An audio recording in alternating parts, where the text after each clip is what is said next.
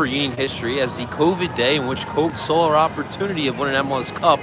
A year later, they come back in the same situation here at Subaru Park against the same team, but there was no COVID. And although NYCFC took a lead late into around the 70th minute, the Union still prevailed and found a way to get the job done. What I witnessed here tonight, guys, is truly remarkable.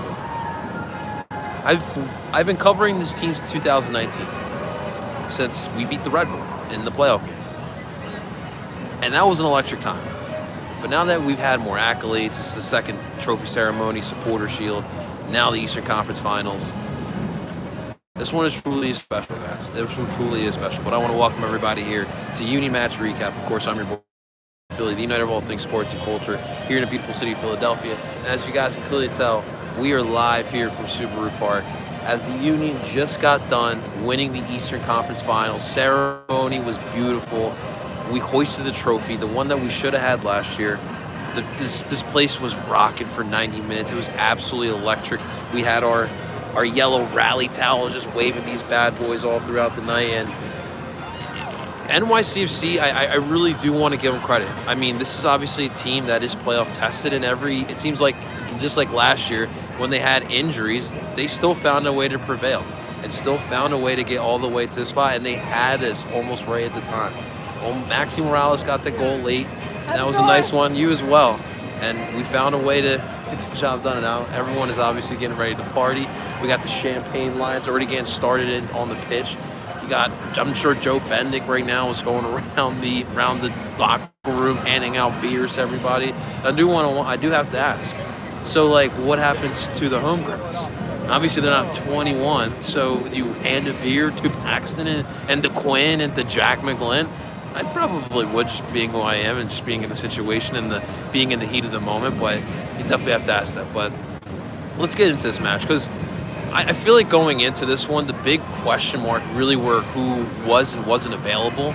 Obviously, for us, it was about Alejandro Bedoya. Would he be able to play? Would he start? Would he come off the bench? What exactly would we get from him? And I think for the NYCFC squad side, it was obviously Maxime Chanot, it was Maxi Morales, it was Talis Magna. Would they be able to have those guys? And at the end, they were able to have Maxi Morales, and they were missing Chanot and they were missing Talis Magna. But Maxi Morales, as you guys know, he's pretty much the heartbeat of NYCFC. And he had a little bit of a laugh at the end. He had that goal, but pretty much going this one, it was really, the question was that. Now, Ali did start. He was in the 11, and for the first 20 minutes or so, he was running and he looked perfectly fine. And then all of a sudden, he just hit like a brick wall. And I feel like the adrenaline kind of went down for him, and the injury and his legs were so tight. He just really wasn't the same. You saw him when the ball was dead. He was trying to do some high knees. He's trying to stretch it out. He's trying to do anything possible to just get something more out of those legs.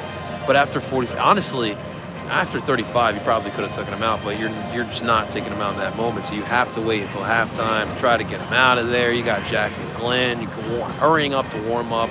Halftime, everyone's in the dressing room, and Jim's attending to everybody. And Jack McGlynn's out on the pitch, and he's getting warmed up. And that was definitely a big blow, but at least you had Ali for the pregame. You had him right in that huddle, and he got everyone wound up and riled up, and that was definitely a big blow. But, I mean, in that first half, it really felt like the Union were the better team. Throughout the first 45, they had better opportunities. They were able to get the ball down the pitch. And obviously for NYCFC, missing Maxime Chanot, it was a three-man back line with Collins, Muck, and why am I blanking on their last center back? But it doesn't even really matter, to be quite honest with you guys. But it was clear that early on in the match, the goal and the plan was to attack that back line of NYCFC, because we knew it was a weak point for them. And the way that they were doing it was a lot of balls over the top. You saw Jack Elliott chipping balls over the top, Kai Wagner, Andre Blake, and that was the goal, to try to catch those center backs of NYCFC off guard. And that was pretty much the game plan throughout the first half of the match. And after 45, you felt good with yourself, even though it was a 0-0 match. We did have an opportunity early on in that it was off of a set piece and off of I believe it was a free kick that was near the corner mark, and it went in. But of course, they called offsides. I really would love to see that goal again. I haven't had access to watch that goal yet, but I really would like to see that goal. See where exactly the offsides was. And look, obviously we all know that. And of course, listen, obviously for I'm completely blanking. I just completely blanked on what I was going to say. But look, it was a tough blow. That goal that came back, but unfortunately, you had to keep going, and you really did have to keep going. But the Uni did a great job of just attacking that back line, and you knew that goal was going to come eventually. In the second half, obviously the big one was Jack McGlynn came in there, so you knew that there was going to be a little more creativity. There was going to be a little bit more on the ball that was going to happen, and so it really was a big boost for it. And of course, you know, 60-something, it was like 66 minute. You had Maxi Morales, and NYCFC before that started getting momentum going. Maxi Morales goes right down the center of the pitch. No one had tested him. And listen, he's like freaking 5'6". He's 140 pounds. Like how hard? It's really hard to kind of keep your eye on him when he's freaking running at full speed. He literally comes unguarded, and he was able to get a goal in. And that was yeah. What's going on, man? Let's get this. What's up? Let's go Union. Let's go Phillies. Let's go Flyers. Let's go Eagles. Let's go. Hey, you see it. Everyone's got the Philly sports love down here, and it comes right back down to Chester. And so when you get back into that, after that goal, you see NYCFC celebrating in the corner like they already won the damn thing. Everyone just huddling over Maxi Morales. They're looking at the stands, and NYCFC are ready to freaking party again in Subaru Park. And I don't know what exactly clicked in their head, but something flipped like a switch. And the Union really just started attacking NYCFC. And then they were able to get one back. Julian Carranza off of a set piece. Those set pieces have been so big for the Union. And of course, in this playoff game here, you get a freaking great pass off of a set piece. Julian Carranza on a 1v1, he's gonna win that one. And he was one-on-one with Sean Johnson at that point. And Johnson really more towards the post and left so much space behind him that Julian Carranza was going to absolutely deliver on that one. And that got the game tied up, and so you're feeling a little bit better about yourself, but now you got to come out and you got to get another one. And in the midst of 2 minutes, you get a great service ball from Jack McGlynn. This is why you love seeing Jack McGlynn in the second half. Great cross into Julian Carranza. Carranza understanding and being aware, knowing where Daniel Gazek was at the pitch, gets the ball right in Daniel Gazek's his foot. He was able to bury that in the top of the net there, and that got the place absolutely wild. And that really could have done it. I mean, you could have just sat back, you know, parked the bus a little bit, and could have walked out there. But they kept attacking. You get Corey Burke coming in the match, and you guys know when Corey Burke comes in there, 20 minutes with fresh legs, he's gonna destroy some back lines, and he kind of did that. And he got his goal in this one. He got the third goal, and what a great job of just sticking with the ball. He has a tough time of controlling the ball in the box. Eventually finds it on the left-hand side, and with his off damn foot, with the left foot, buries the bad boy in the back of the net, and it gets it to 3-1. And then it's the winding down the clock. You're ticking down the time, and yet the Union still were not. Listen, they were not allowing NYCFC to have a freaking inch in this one. Great defense. They kept the relentlessness throughout. Santi Rodriguez's face, I'm still seeing it in my head. He's like looking at Chapman, and he's just looking for a call, and he was just not getting it whatsoever. And after we had so you had 43, so after 96 minutes, that was it. The Philadelphia Union prevail, and we're off to the MLS Cup. The storyline, it set itself up for itself. Union versus NYCFC for the second time after the COVID game last year. And you knew damn well the Union were not going to lose in this one. And the way the match even happened was so similar to how it happened last year. NYCFC went up early. They got the first goal. And I'm literally thinking to myself, I'm sitting next to Tim, once that goal went in for Maxi Morales, I'm looking at Tim like, Tim, there's literally so much time left on the damn clock for the Union to come back and make a run out of this. And that's what they did. They did not panic. You know, NYCFC's taking fucking 5 minutes to celebrate in the corner, and I'm looking at my guys lined up, right? And none of them look panicked. You just saw the stone cold look in their face. They were ready right back out there and go get some goals because they knew there was a lot more work left to be done. Whereas NYCFC may have celebrated a little bit too much, and that's what you saw. they took the game to another level after that Maxi Morales goal. And that was a big part of it. You know, it's playoff soccer. We talked about it last week. Look at the goal that happened last week in Cincinnati. It was an ugly-ass goal by Leon Flock that just literally just chipped off of his foot. But it doesn't matter how you get it done. These guys have scored a lot of damn goals this season, especially here. They're still undefeated at Subaru Park. It doesn't matter how you get it done in the playoffs. You got to find a way to get that goal. And here tonight, I mean, they literally looked like the Philadelphia Union that we saw throughout the regular season. And you do give credit to NYCFC. They were reeling, man. They were missing Maxime Chanot. They were missing Dallas Magno, who, listen, he had his last laugh here last year, and that was a big blow for them. He's turned into somewhat of a super sub for them this year, and that could have really helped him coming off the bench. And yet NYCFC still fought. NYCFC had the lead for maybe like 5 minutes, maybe around that time. It's really remarkable. A couple other points I want to mention. Alejandro Bedoya. It's upsetting, man. It was honestly painful to watch Ali struggle, because Ali's such a warrior. He's such a dude. He literally guts it out every single week. Nothing really ever gets to him. He always toughens it out. You knew he's feeling it, man. And at the age that he's at, and it's crazy because this whole entire season, he literally was playing like he was 25 years old for now in the playoffs, all these injuries starting to come in now. And you knew, man, he could barely sprint. He was just not right. Jim had to make a tough decision, and unfortunately that was having him come out in the second half. Because, listen, him at, 65% really is not going to help out this team, but you know that he provides you that leadership that really helps in these type of moments. But these guys didn't need that. They found other ways. Other guys stepped up, and they let their play talk out on the pitch here tonight. But obviously, I can't help but think about Ali's future. I think this is the last hurrah. And just thinking about Ali retiring as a member of the Philadelphia Union, it gets me emotional. You guys know how much I love this man. He's exemplified Union soccer. I mean, you think about like the whole Mount Rushmore of the Philadelphia Union.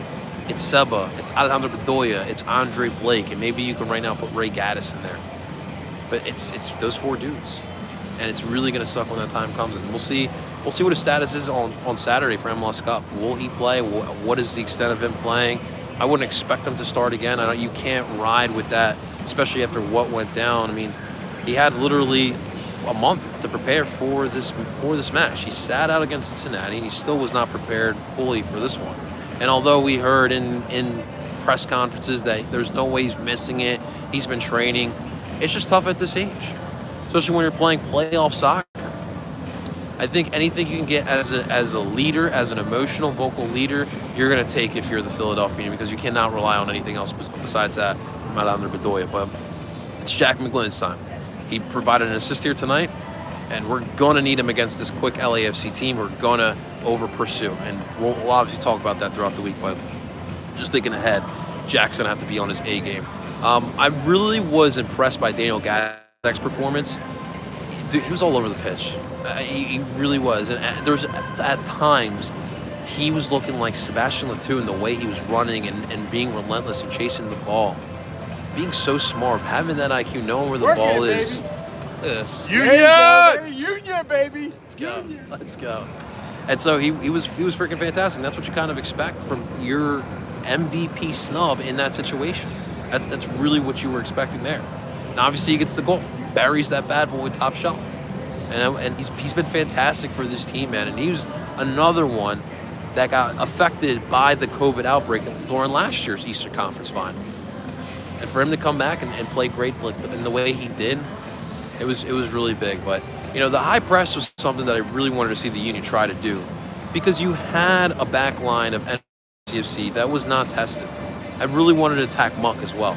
Dude does not look like a center back. First off, he's wearing number 80. He's got long hair. He looks like a regista there, like a midfielder, like an old school MLS midfielder. Or he looks like an old school MLS fullback. That's what Muck looked like out there. But we definitely put their back line in some tough spots. And Sean Johnson is a great playoff goalkeeper, and we really put him on skates in the second half, man. All three of those goals. And a little bit, some of those are, just the Union doing a great job. But, I think about, even Carranza's goal. You gave way too much space for Carranza to do that to you, bro. come on, man. Come on, bro. So it was absolutely crazy. Kai Wagner had a good match as well. There was a couple people saying that he was having an off match. I mean, dude, he had some lackadaisical turnovers, but overall, I mean, the way he pursues, and especially on that side where he's got to go up against Santi Rodriguez. I mean, he's freaking fast as hell, and the Union really did neutralize that midfield, and that was a key going into this match. You got to try to slow down and neutralize that midfield, and they did that. They straight up did that. Besides the Maxi Morales goal, which it was what it was at that point, but and Andre Blake making some big saves, man. Again, MVP, freaking P. You know, you're waiting. You know, you had 3 minutes of stoppage time, and all you're doing is you're sitting there and waiting and praying for it to just end. And when it did, I just never thought we'd get to this point, man. You got the guys in the bench just throw their pennies up and just run towards the center of the pitch. Andre Blake is like right in front of the 18, takes a knee, starts praying and just thankful for the situation. Just think of like Andre Blake of what he's gone through. Number 1 overall pick. A lot of people question the pick back then because you had Zach McMath, and he's obviously shown that he's literally one of the best goalkeepers in MLS history. And for all that he's gone through with this team, with some terrible teams, he's literally had to stand on his feet just so this team could get a draw in a lot of matches. Going through Ernie Stewart, seeing Jim Curtin being a young buck from the hashtag Curtin out to what it is now, Supporter Shield, Eastern Conference Final winners. It's crazy what a guy like Andre Blake has gone through with the soccer team. Seeing Alejandro Bedoya, the best signing in Union history, hoisting the cup. You know, he's got his leg all wrapped up. He's all bulky. Gets the trophy, and seeing him just celebrating with the dudes. I'll say this: I'm not a big fan of these T-shirts. Could give me a little bit more. They're just very bland. They're just putting it out there. Just putting it out there. El Brujo Martinez is probably going freaking wild in this dressing room. I'm telling you, he's a freaking nut, dude, and I'm sure he's going crazy. I didn't really get to see Jim. I really would love to see how Jim feels because he's another one too. You think of Jim, you think of Ali, you think of Andre. These are guys who have been the test of time. They exemplify what good Union soccer is. You think about the resurgence of this team, the way this team went from a joke in this league to the most respected club in this league. It's a lot hard to do with Andre, with Ali, with Jimmer. And these guys finally get to celebrate everything they've gone through.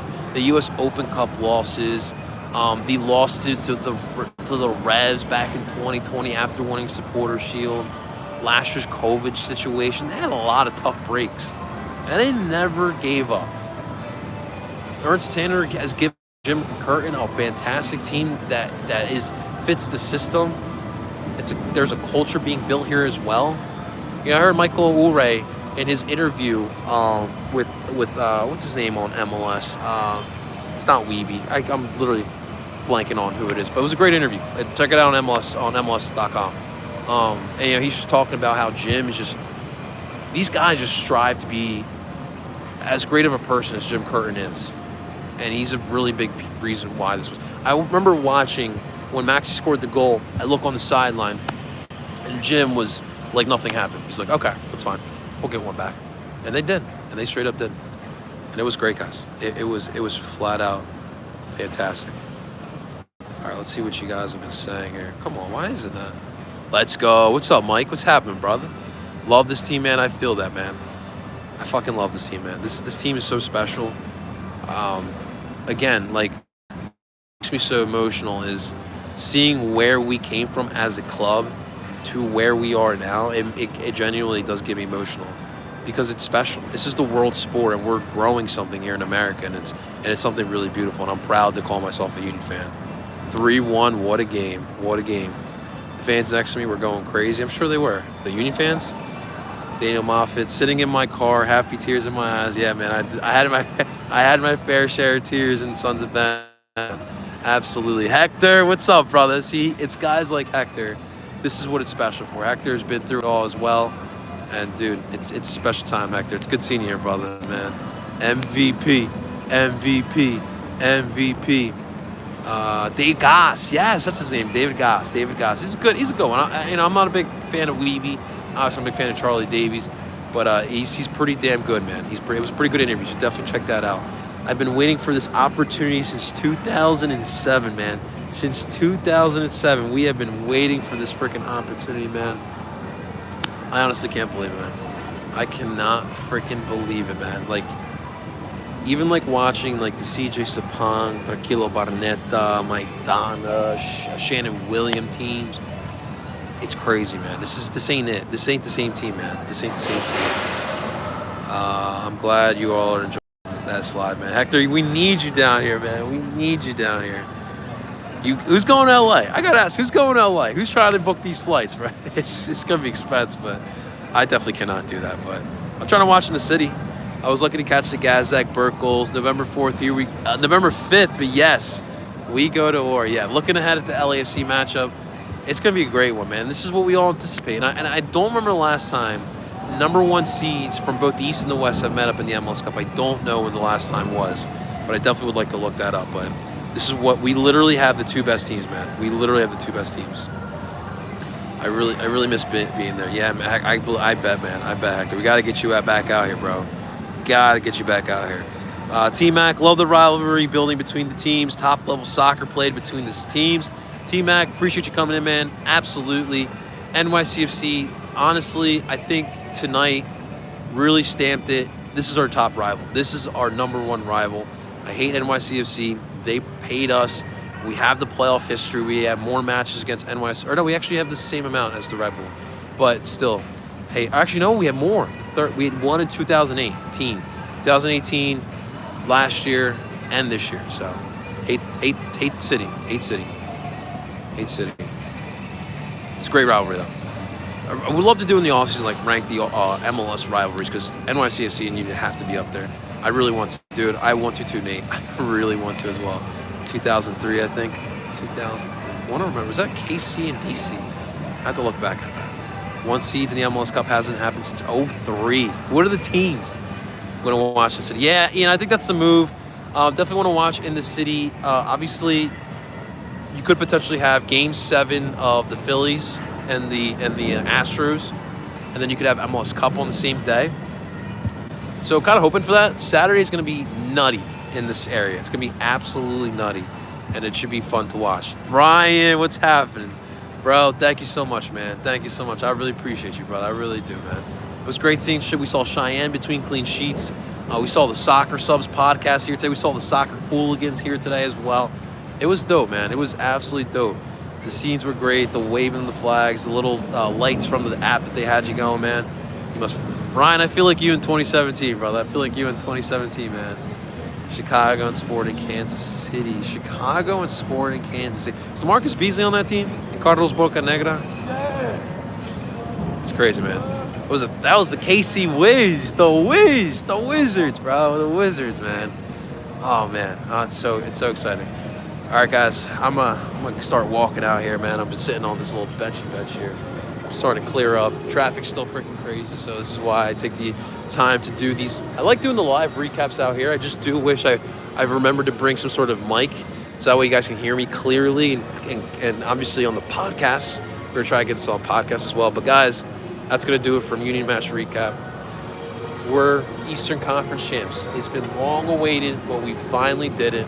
We're going to LA. We're going to LA. Beat LA. Beat L. It feels like 1983 again. It feels like the Sixers and the Lakers. So I'm ready for it. But guys, thank you so much for watching. If you guys enjoyed today, make sure you guys hit the like button, subscribe for more Philly sports, especially for the MLS Cup coverage, guys. Again, guys, make sure you guys like and subscribe. I am Parcero Philly. Union or Eastern Conference champs. And I'll talk to you guys very soon.